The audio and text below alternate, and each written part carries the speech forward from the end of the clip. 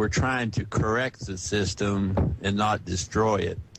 Now, this particular court case was filed into the United States District Court toward the end of last November, and the defendants very shortly thereafter came back with an offer to settle.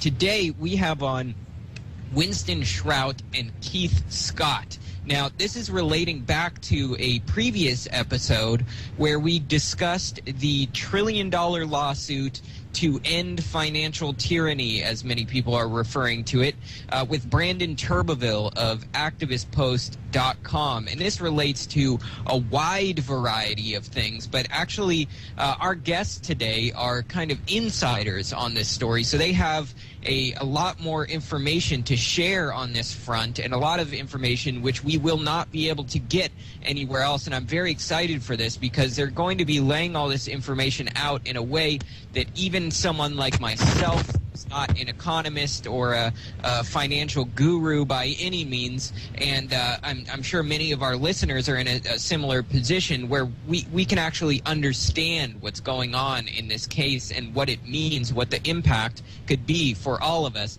But a little intro. Winston Shrout is an educator who specializes in commercial remedies and legal processes. He's been doing seminars all around the world, sharing his unique understanding of commerce and law. He is now an advisor to Neil Keenan on commercial matters. And like I mentioned, Neil Keenan is the individual who actually filed this lawsuit, which was actually detailed by Courthouse News and several other news outlets.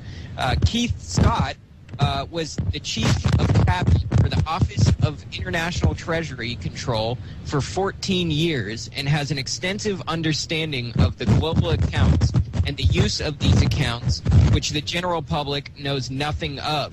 Keith has taught Neil Keenan much about these accounts, and this is why the case has taken the direction it has. And Keith and Winston will explain why the Keenan case is so explosive, and the judge assigned to the case retired, much to the astonishment of his staff, and a judge whose brother is an economic advisor to President Barack Obama has been appointed to try the case. And welcome. Great to be here. And good morning to everybody. It's good evening over in the US. I'm in Asia at the moment. Well, thanks for coming on. It seems like we're having some static come through on Winston's connection. I'm not sure what that is. But Keith, Winston, if you would just give us an intro in these few minutes before we go to the first break. What is this case, and why is it so important? Okay, this case, Madison, started off by just a common theft. $134 billion in bonds were stolen from Neil Keenan by a fellow by the name of Daniel Del Bosco. And Del Bosco may well have been induced to do this by David Sale, who is from the Office of International Treasury Control. Now, just to make things fairly clear here, I worked for Office of International Treasury Control for some 14 years. And I left there in 2008. At the time this occurred, I was back in Phnom Penh in Cambodia, which is where the Office of International Treasury Control actually is run from, by a man by the name of Dr. Ray C. Dam. Now, in this particular case, $134 billion were stolen. They were in the form of Federal Reserve notes or bonds. These bonds are genuine. The Federal Reserve may try to claim otherwise, because when you look at the bonds themselves, they are written in such a way that they are deniable if you took them into a court. Now, the reason why this is, if somebody were to illegally possess these or try to use them, the government could then charge them with counterfeiting or fraud or whatever. And this avoids the government having to explain, not only the government, but the Federal Reserve having to explain exactly what these bonds are. Now, I will tell you this. There are the amount of these bonds that are in existence run into the many thousands of trillions of dollars. There is an enormous quantity out there. Now, let's try to keep with the actual case. So these bonds were stolen from Neil Keenan. Neil, when this first happened, nobody took a great deal of notice. He was kind of struggling. He then was introduced to myself. I explained to him that the bonds were genuine and that the actual owners of these bonds were the Dragon family, whom he represented, and that the Office of International Treasury Control, who claimed that they owned the bonds through David Sale, that they did not own the bonds. The bonds belonged to the Dragon family and therefore had been stolen from him. With that in case, I soon realised the value of this case, because what I could provide for Neil was the background, the history, and eventually I could even provide the codes that would allow us to prove in the banking screens that these bonds are genuine, that they are real. And that changed the complexion of the entire case.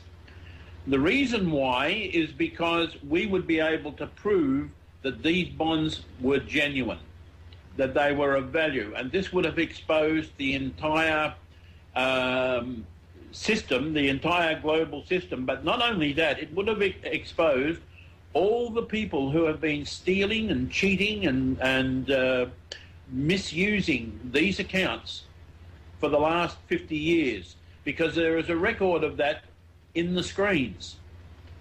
And it probably would have meant something like about 300,000 bankers, politicians, and other people would have been heading to jail. So that's the leverage that this case actually provides.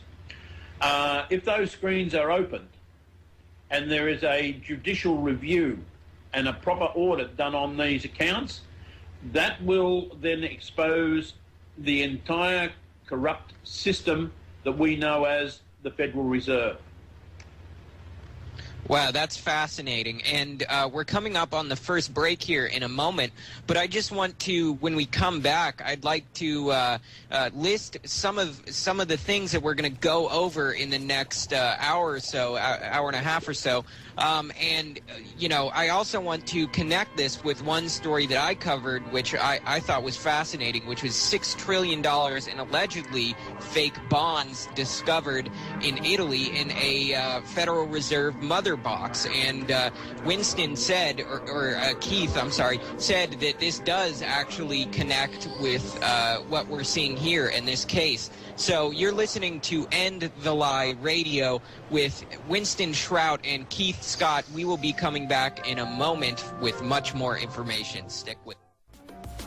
And welcome back to End the Lie Radio. I'm your host, Madison Rupert, on with my guest today, Keith Scott and Winston Shrout, discussing the Neil Keenan case, which is a $1 trillion lawsuit. That is a massive number, very, very, very hard to actually visualize that amount of money. But people have been calling this the lawsuit to end financial tyranny, and this has gotten a huge amount of attention in the alternative media. But today our guests are actually involved with this effort, and they're going to give us a lot of information which we will not be able to find anywhere else. I'm very grateful to have them on. on, and I'm going to try as much as possible to take a back seat today and let them just explain what this case is and what their work actually means and break this down for us. But before we delve into many of the details, or maybe we should actually give some more details before you can properly relate this incident, but if you could you tell us a little bit how this the $6 trillion in allegedly fake bonds found in the Treaty of Versailles Federal Reserve mother box in Italy plays into this? Okay. The first thing to understand is that usually when these bonds are found, the first thing you need to understand is that they are real, they're genuine. These bonds were issued against gold, which was centralized into the Federal Reserve between the years of 1928 right up until 1972. At that time, through those years, in actual fact, between the years of 1934 and 1972, all bullion gold and coin gold became the property of the state. It was illegal for people, private people, to own bullion gold or coin gold. You could have some gold jewelry, but generally that was at very, very rarely would you find that to be 24 carat. It would have been 12 carat, 14 carat, 18, up to about 20. When you come to bullion gold, this was all gathered from around the world, and it was put into the Bank of International Settlements. That's what the Bank of International Settlements was set up to handle, was the gold accounts. The gold from all around the world was gathered up by the nations of the world, so that we're now talking about taking something which was once privately owned and having been nationalised. Once it was nationalised, it was then combined into these global accounts under the Bank of International Settlements and Federal Reserve. These global accounts still underpin the currencies of the world today. Now, the Federal Reserve bonds were given back to the countries that handed their gold into the central system.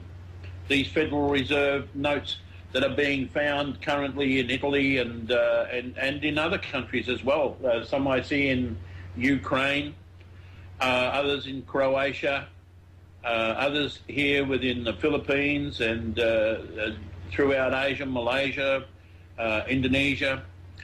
These bonds are the actual bonds that were issued not only in 1934, there are 1934 series, but they may have been issued as late as in the 1973, 74, when the price of gold rose.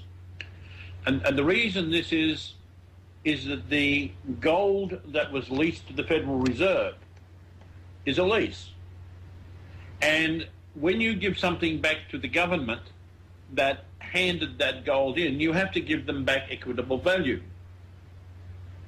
Now, when we talk about equitable value, we're talking about leverage. Now, with gold, you can leverage that 20, 30, 40 times. And so when they issued these notes, they issued them at about 30 times the actual value of the gold that was handed in. And the amount of gold that was handed in was almost 2.5 million tonnes. It was not, as we're told, there's 120,000 tonnes. That may be what's in the markets of today and what people wear around in jewellery, etc. That may be 120,000 tonnes, but the actual amount of gold that's within the system is around 2.5 million tonnes. So this amount of gold, there were bonds issued against it, and those bonds would be at the leverage value, not just the standard value, but the leverage value, because to give back the central banks that handed this in, or the governments that handed this back in, you have to issue the notes at the full leverage value.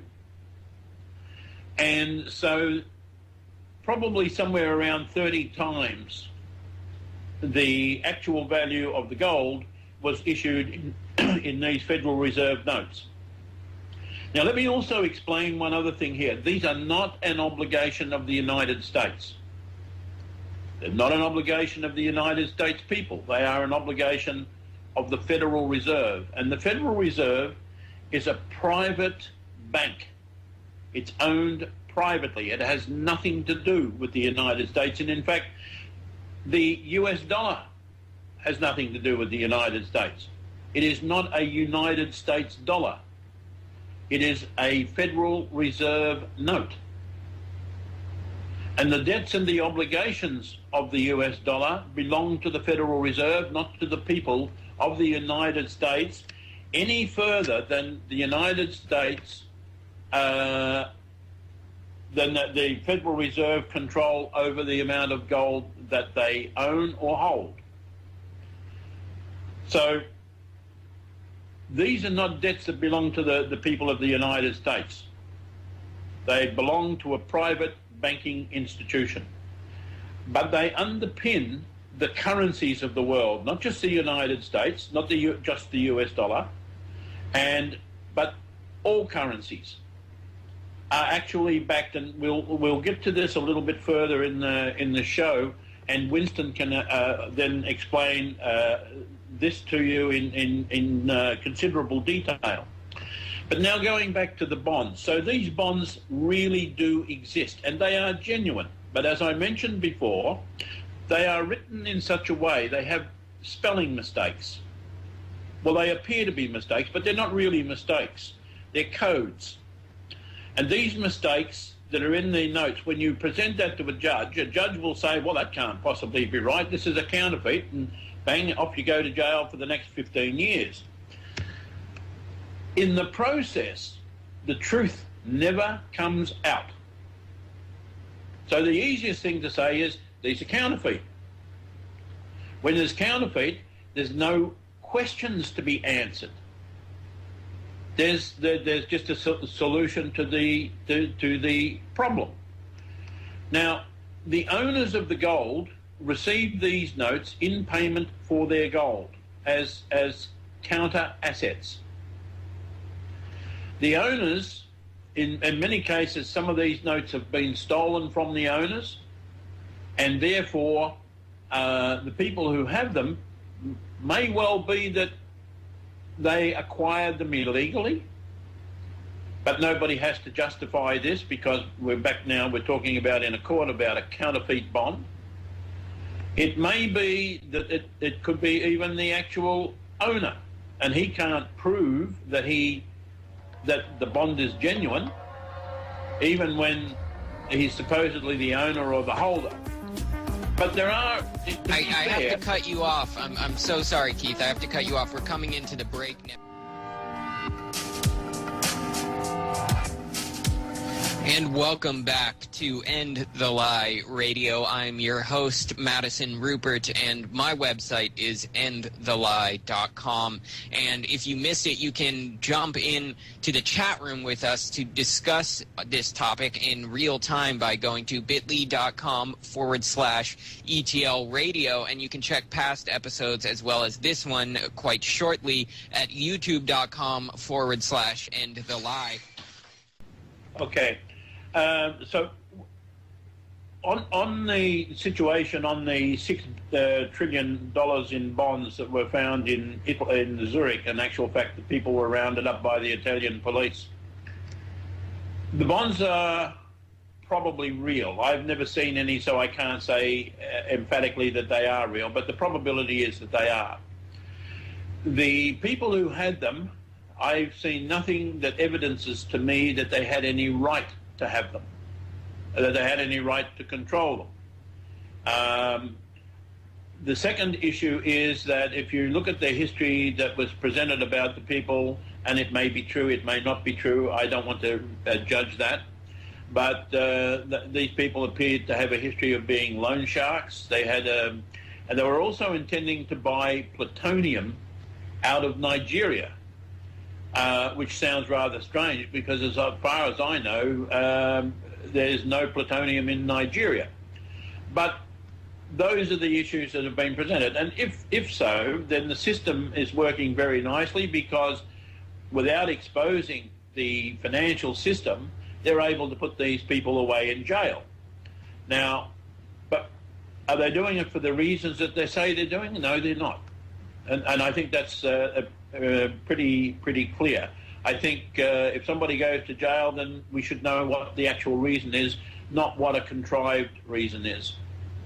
So on that issue. But another thing on these bonds, so let me keep going with this for a second, because there are some interesting things. Another interesting case was not just the $6 trillion, but an earlier case prior to the theft of the Keenan bonds, which was the Chiasso incident in Italy. And $134 billion in bonds were stolen from two Japanese gentlemen who were travelling across Italy. And those 130, they were arrested. The bonds were confiscated. They were said that they had been later tried and found guilty. There's no record of such a case being heard in Italy. There is no record anywhere within the Justice Administration of this case. But the bonds, mysteriously, a few months later, popped up again as TARP funds, unused TARP funds in the United States. So that tells you pretty much the story on the reality of these bonds. Now, going on to how they relate to this case. The case started off about these bonds. Neil Keenan needed to be able to prove that these bonds that he had were genuine. And when we were able to come up with the all the bank codes, the books, what's often referred to as the Book of Maclumat, which is actually the construction of the accounts and the account holders. These are special mandates appointed by President Sukarno when the gold was deposited into the global system in the 1960s. Having these codes threatens the entire system, because with these codes we can prove every lie that the Federal Reserve want to bring forward. We can prove it is a lie.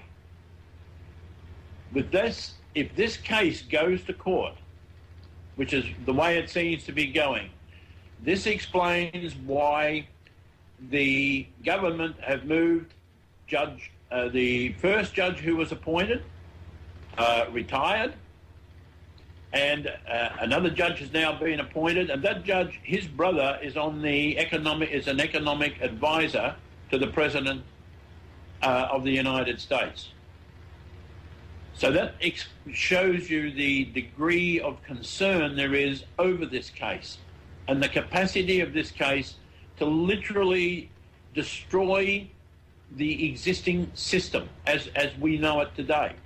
Now, having said that, that's not something anybody should be afraid of. We consider if we understand that the US dollar is funded by a global system, not just the United States taxpayer, but a global system, and that the US dollar that is actually owned by the principles of that global system. And I'm not talking about the Rothschilds, I'm talking about a trust that holds or owns the gold. They hold the copyright on the US dollar. Now, what that basically means that if we were to change the system, the impact on the US dollar would be negligible. Probably in real terms and in terms of actual value, it would literally have no effect. Now, the US dollar is always supported by gold, always. And it doesn't matter whether markets go up, markets go down, doesn't matter what actually happens. The stability of the United States dollar is beyond that of any other currency. If you look at the European euro, for example, it's backed by a dream. And it doesn't have the same ties to these underwriting accounts that the US dollar does. So this case is absolutely a critical case because it has the capacity to for us to actually correct. I wouldn't say destroy the existing system, but to correct it.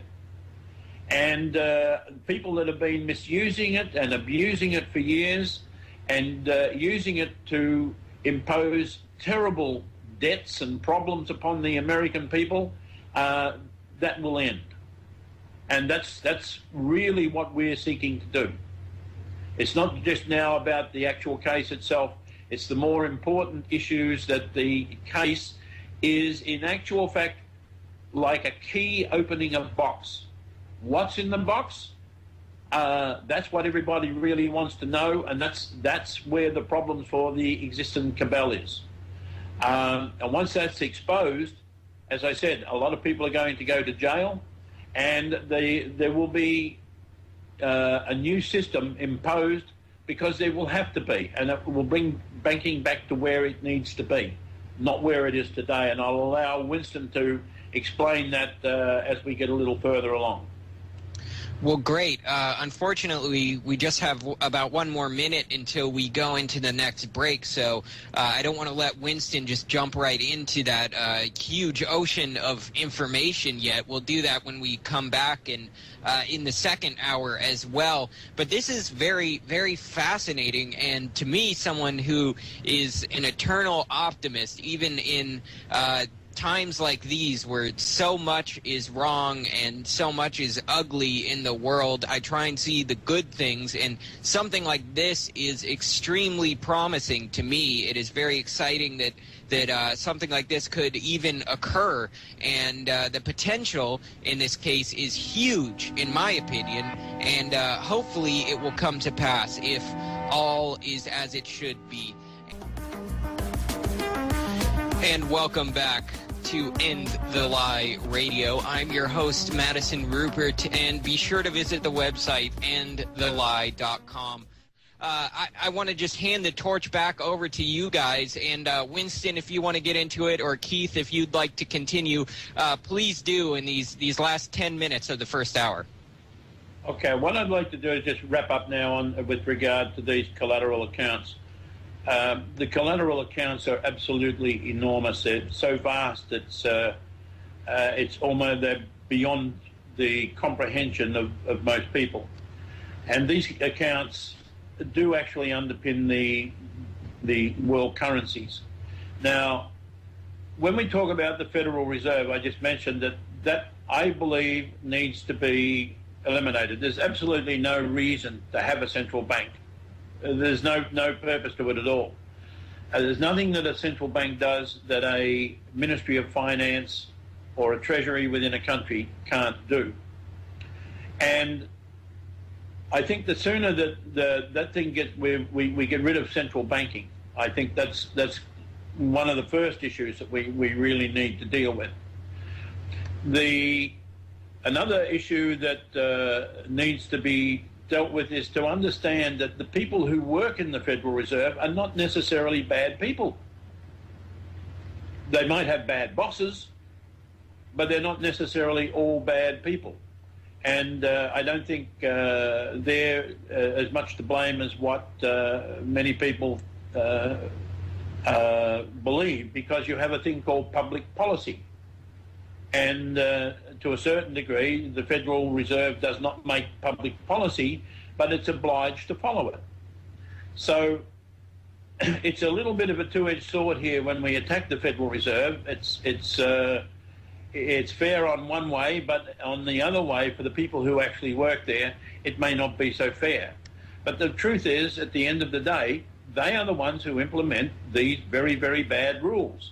And they are the ones who carry the responsibility for what's actually happened in American banking, in fact, in global banking. And you can see this in America. The laws that have allowed banking to change from what it is today and what it once was these have been produced by other people, not just the Federal Reserve, but maybe you should look at your Congress with regard to this.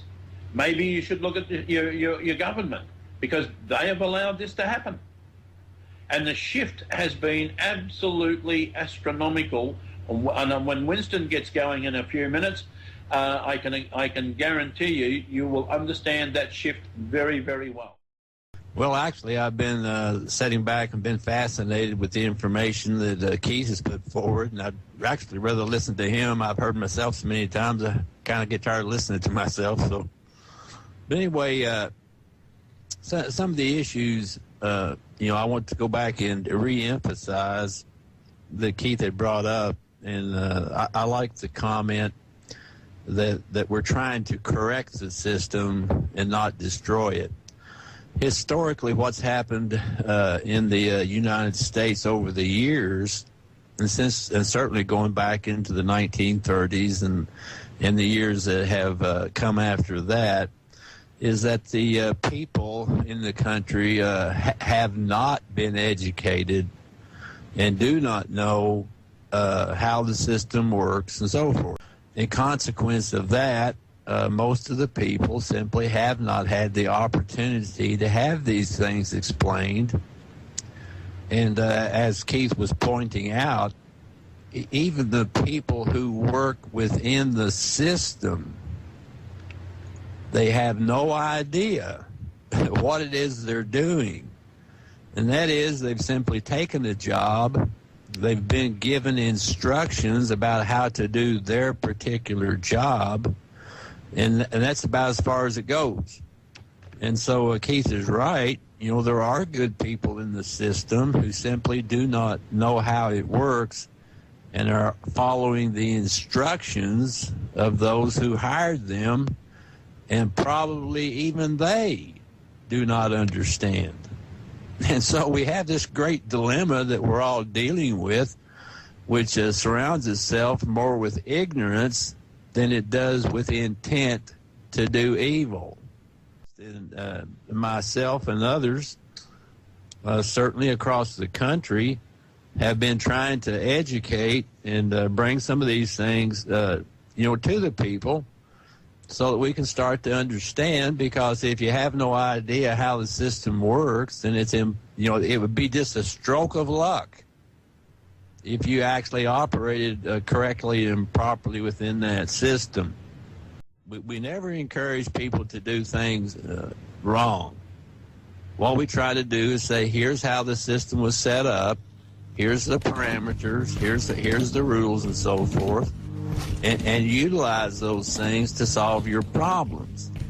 Now, many of these problems relate to banking problems, to debt issues. A great number of them relate to court situations. And welcome back to End the Lie Radio. I am your host, Madison Rupert, and my website is endthelie.com. And as always, you can chat with us in real time by going to bit.ly.com/ETL radio. And you can check out the archives there as well, or at youtube.com/endthelie. I want to just hand the torch right back over to them so they can continue with the information. Winston, if you'd like to continue, or Keith, if you'd like to jump in, it's all yours. Okay, let me make a few more statements, and then maybe Keith might want to. It's been invaluable to me, certainly in my quest to have made the acquaintance of Keith. A lot of the things that I had studied, a lot of the conclusions that I had come to were based on inference and not upon information. And so about 2 or 3 years ago, I guess, Keith and I made an acquaintance, and he brought some things to me that certainly confirmed many things, and also opened up new ideas to expand on my knowledge. And so I always love to listen to Keith, because he's just a wealth of information, and I would suppose that he knows more about what he's talking about than anybody on the planet. Now, getting back to the situations, that we face here in the United States, And it has always been my position that if you want to know who is to blame for our problems, then you ought to look in the mirror. Because, again, for lack of education, for lack of information, or so forth, it is, in fact, the people.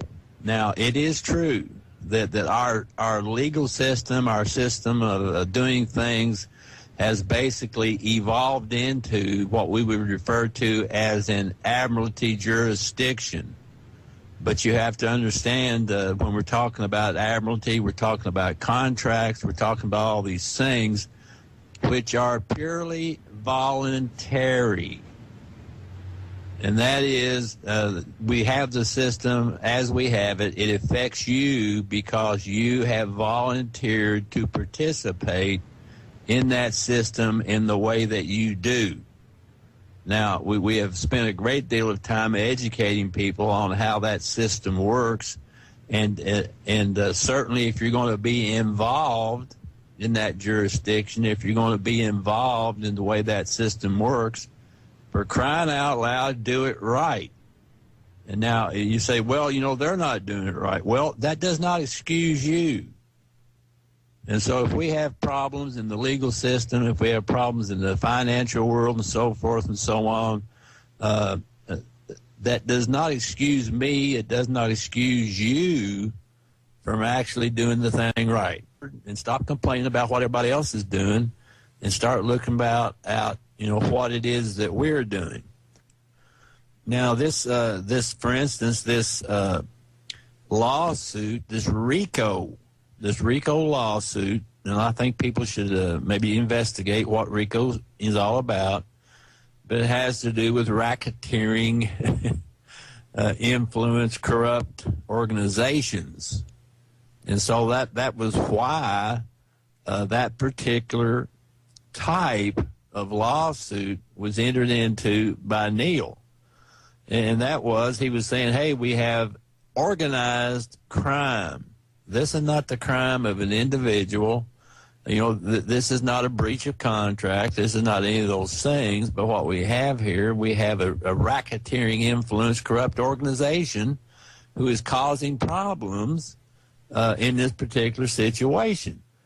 Now, this particular court case was filed into the United States District Court.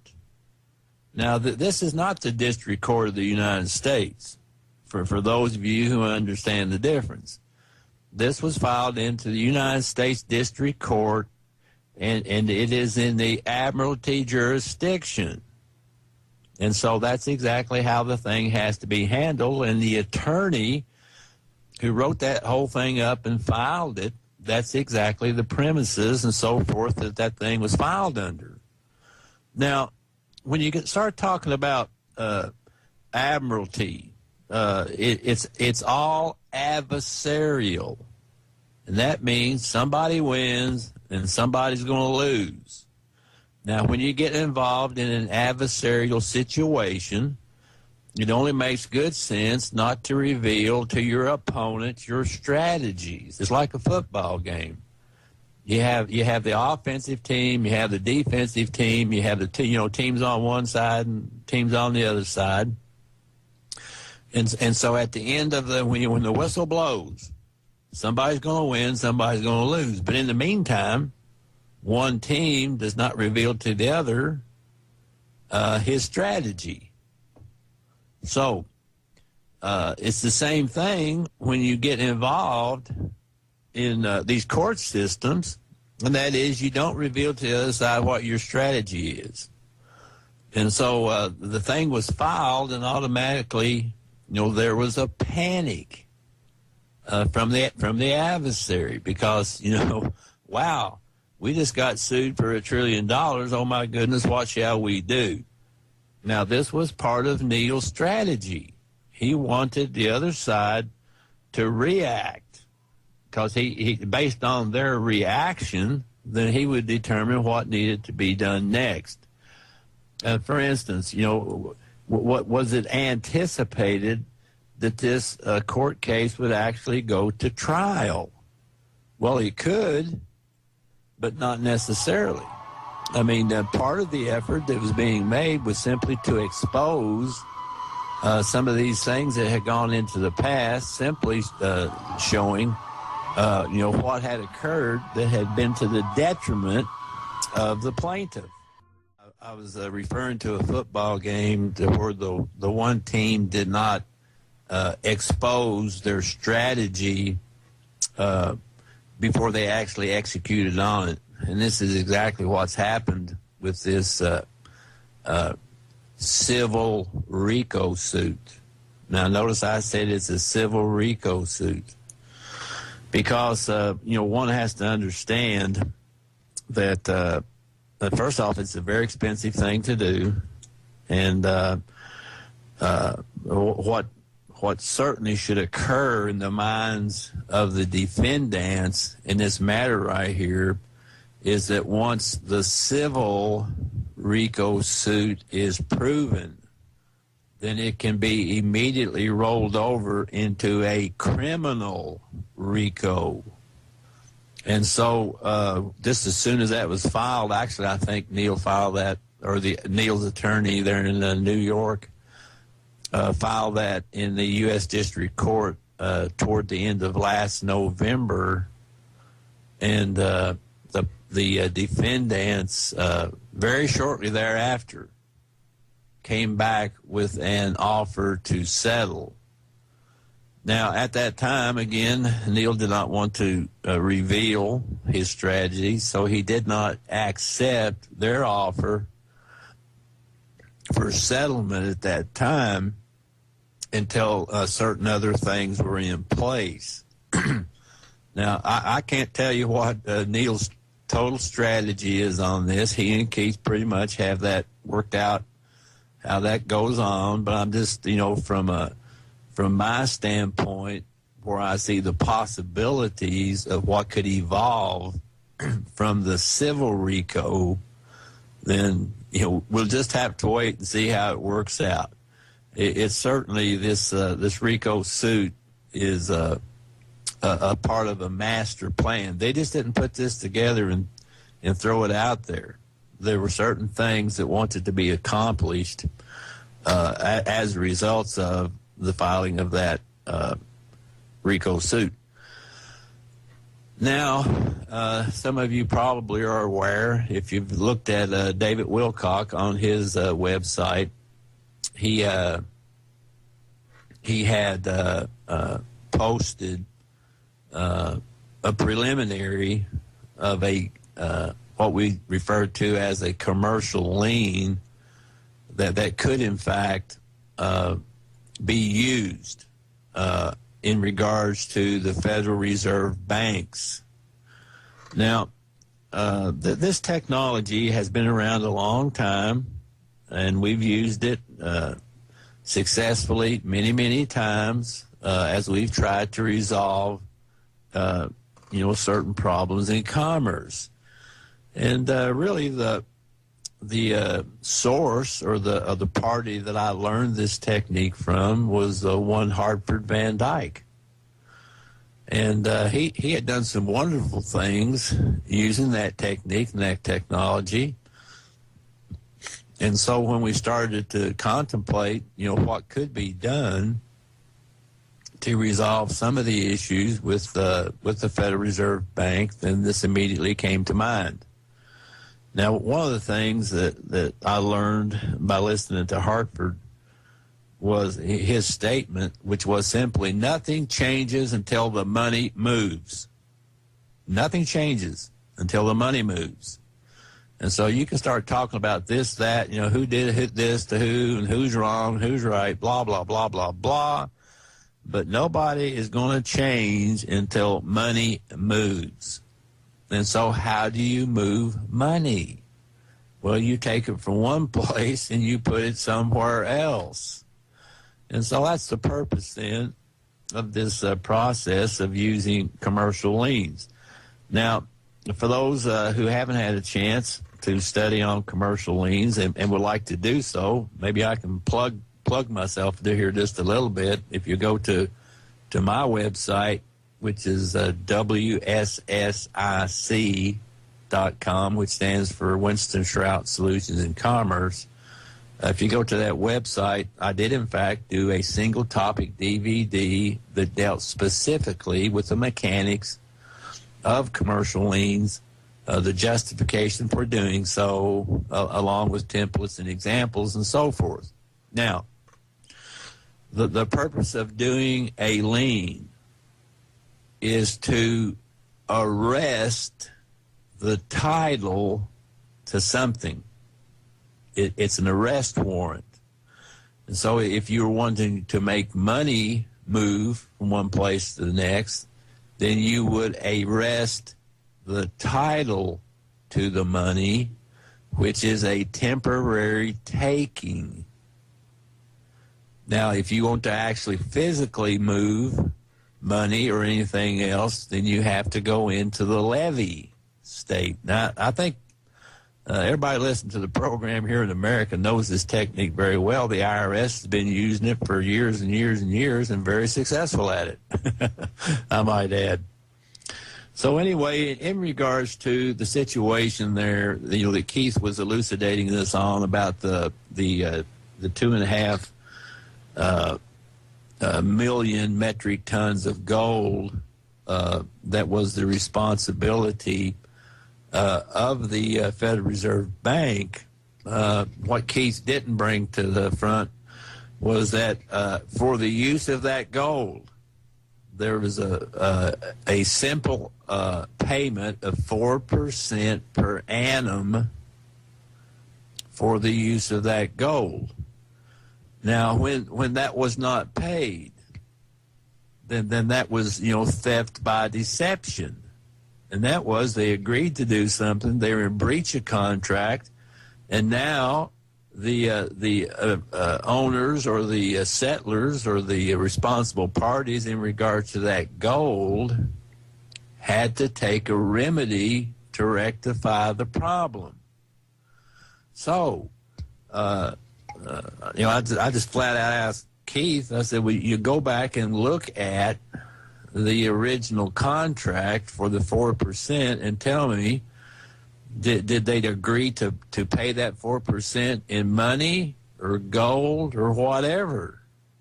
So he looked at that contract and he said, no, it did not specify how the 4% was actually to be paid.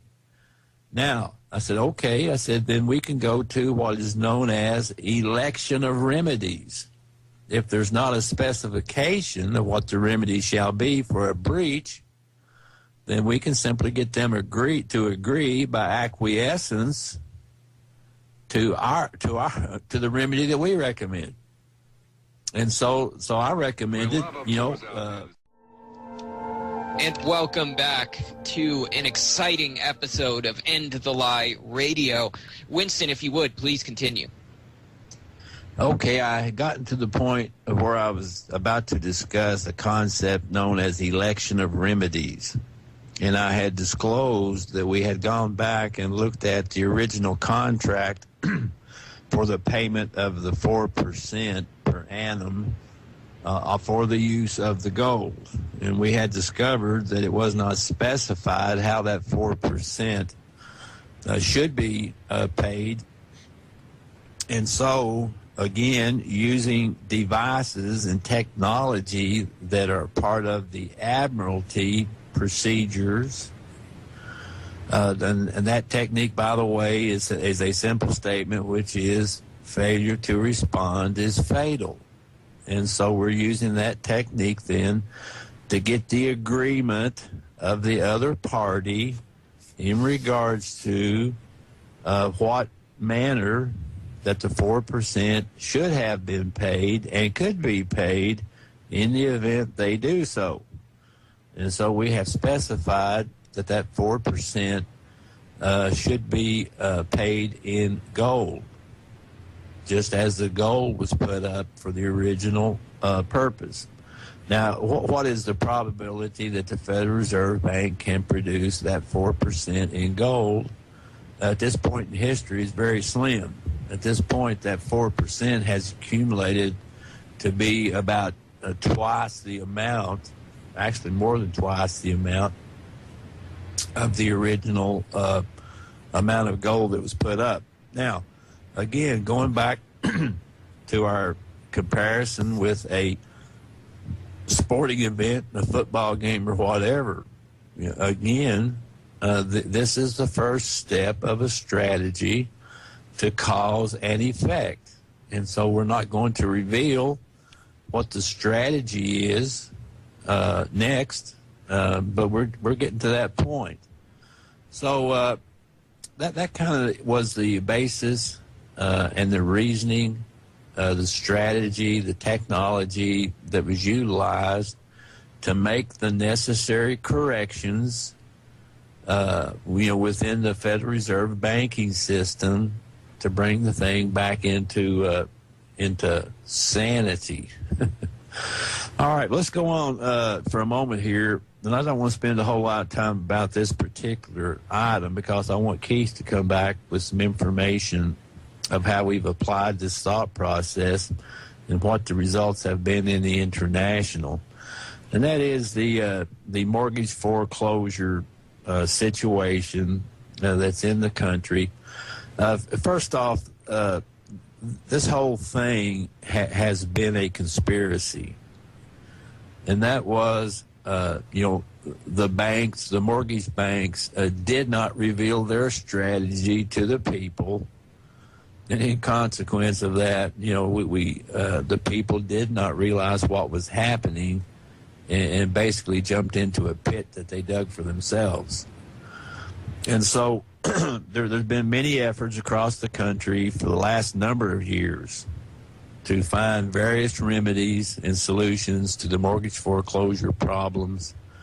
And there's plenty of people across the country that have worked on this, have brought in viable solutions.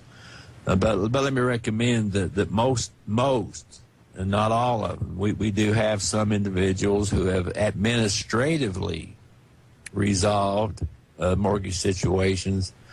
But by and large, a lot of these resolutions to the problems must occur in the court system itself, which is highly biased against the people, but we're starting to see a little bit of a break in that now. And so certainly one of the main thrusts, that myself and others have been doing is to teach court procedures, how to make things work in the court, how to properly present evidence, how to deal with the judges, how to deal with the attorneys, and all these kind of things. And actually, it's been pretty good fun in some instances. We really pushed the envelope, so to speak, in certain areas. And I don't need to go into all that. But again, we're seeing a huge swing in the pendulum as far as the thought process, from the top right down to the bottom. And we'll get this thing taken care of. We'll get it licked. And the main thing that we're involved in, the main thing we're concerned with is that people have places to live, shelter over their head for, there's no reason why people should be out on the street when we have, 10 or 12 homes in a neighborhood that nobody's living in. And we've even developed the technology to go in there and take over those homes as abandoned property. And we're doing it. And it's being done all across the country. So anyway, rather than spend a whole lot of time with that particular subject, since we have Keith with us, I would more than anything love for him to explain some of the things, some of the results that he has had working with some of the international financial ministers, and maybe he can tell the story about what happened in Ireland. Me being Irish, I love the story. I'll just make a short comment before we go to the break. The issues in the international arena are exactly the same as they are when you go and enter into a mortgage. So when a country enters into a debt structure, it is exactly the same as if they were entering into a mortgage agreement on a home. There's really no difference. And what I'd like to do is explain basically what really happened with Ireland, because it's a fascinating situation, but it's one that's very, very clear once you understand what the actual background is. So we can go into that in a moment. Continuing this discussion in the future, and just so people know, if they want to get in contact with these individuals, you can go to Winston Shrout's website, and that is WSSIC.com, WSSIC.com, and you can contact him through there. And if you'd like to get in touch with Keith, just let Winston know, and he can forward it on to Keith. And there is a ton of more information at WSSIC.com, and you can check that out to get some more information on the stuff that we weren't able to cover in these 2 hours. But if you would, please continue just in these final 10 minutes. Okay. When you go to a bank for a loan, banks do not lend money. That's one of the biggest fallacies that in the financial system that exists, is that a bank actually lends money. Banks don't lend money. What a bank does is it extends your credit. And it does this against your birth certificate, which is registered within the Treasury, and there's a notional fund set or established against your birth certificate. Now, when you go to the bank and you borrow money, the bank simply ledgers the loan. Let's call it a loan so that everybody will understand it clearly. But in actual fact, it's not a loan. They ledger the extension of your credit. And that then is applied back against the Treasury, because that's where your credit is basically held against your birth certificate. So when they ledger that, they then give you the money. But the bank is not providing you that money. The bank has actually just created that money against your birth certificate. So what happens is the bank is not actually lending you a penny. So when a bank tells you it's lending you money, that's fundamentally a lie, because banks don't generally lend money. Now, when you apply that same principle to a country borrowing money, for example, Ireland had these massive debts into the hundreds of billions of pounds. What happened is that I happened to make an offhand comment to Neil Keenan one day, and I said, he was talking to me about it, and I said to him, well, look, that's all smoke and mirrors. It doesn't exist, that debt. And then he asked me to explain that. So I drafted a document which you can find in Financial Tyranny if you go to the interviews, and in the section where I was interviewed by David Wilcock, you will find this document in that section. And we sent that on to the finance minister in Ireland. And he came back with some questions to Neil.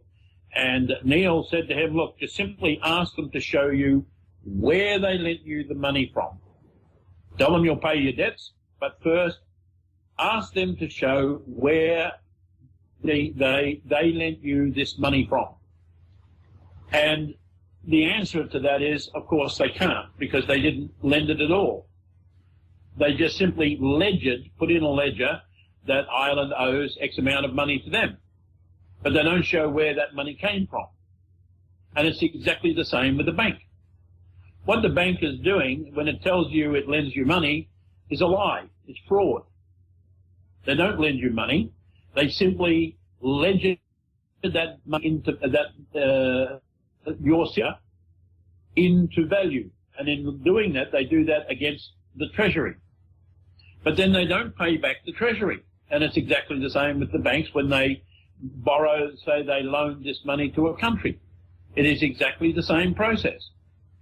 So when the finance minister in Ireland understood this, he went back to them and he said, well, show me where you lent the money. And nobody could. That's why all of a sudden the whole thing about Irish debt just simply died. I've heard people win mortgage cases, personal mortgage cases, using that same technique as well, saying, you know, show me the money that you actually lent me, show me the money actually existed, and you lent me actual money. And since that is absolutely impossible to do, thanks to fractional reserve banking, they actually won the case. Absolutely, and that's a fact. The reality is the bank didn't lend any money. The bank lied all the way through. Now, the bank then demands from you. If you look at a mortgage, where is the value in the mortgage? The value is the house, the property. Now, that property should be registered into the Treasury so that the money created against it is issued against the property registered in the Treasury and the obligation registered in the Treasury and the payment registered to the Treasury. What the bank does is it registers the obligation against the Treasury and then says the income from this property belongs to us. It robs the Treasury. It's stealing the money that belongs to the Treasury. It's stealing the money that comes from the people. And it turns around and says, this money is ours.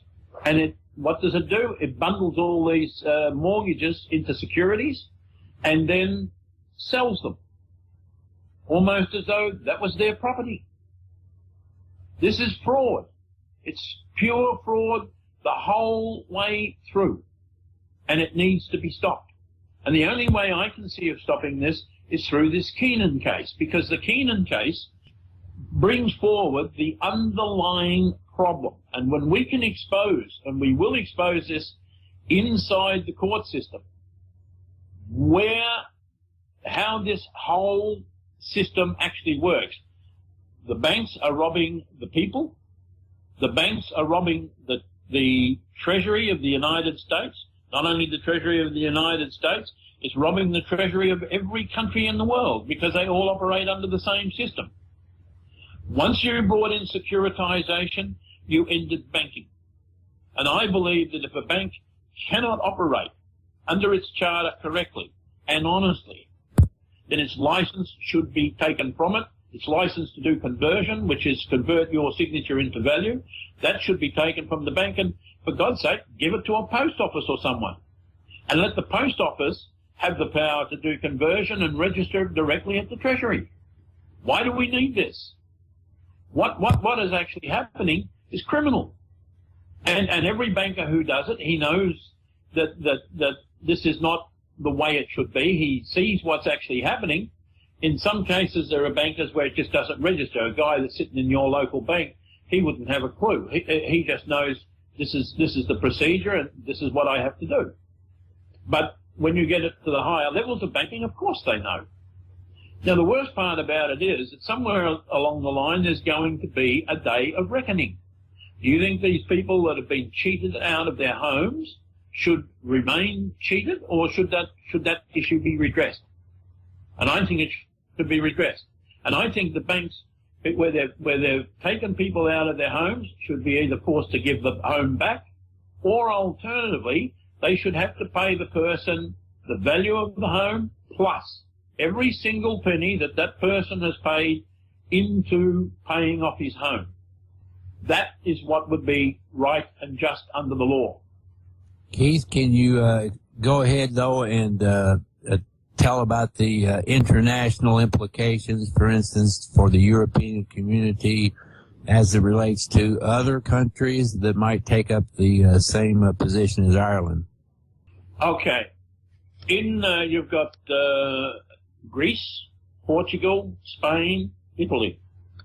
I believe that they have no choice because these debts that they're supposed to have are all smoke and mirrors. I don't see that they have any reality or any obligation to pay them. And if they don't have a legal or moral obligation to pay a debt, why pay it? And if they fail to pay it, what happens then if somebody calls on the European Central Bank to settle all the bonds that have supposed to be settled by the European banks? The reality of it is that the European Union is a monstrosity that should not exist, and it's a monstrosity that needs to be got rid of. In the United States, things are different, and the reason for that is that underlying the United States we have the US dollar, and the US dollar is fully backed by this gold that's in the system. And the reason for that is that the US dollar is a global currency, not a US currency. It's not the currency of the United States. It's the currency of the world. And therefore, fully backed by the world assets. I'm so sorry, Keith. We're coming up on the very end here. I'm hearing the final break music come in. But, this means that we will definitely have to pick up this conversation in the future. Maybe we can have you guys on again or do a podcast. We'll see what works out. But once again, visit WSSIC.com. That is Winston Trout's website. And you can go to endthelie.com for a lot more information. I am Madison Rupert, your host of End the Lie Radio. This has been an incredibly informative show. If you missed a moment, please go back and listen to it. And stay tuned because we are definitely going to revisit this topic.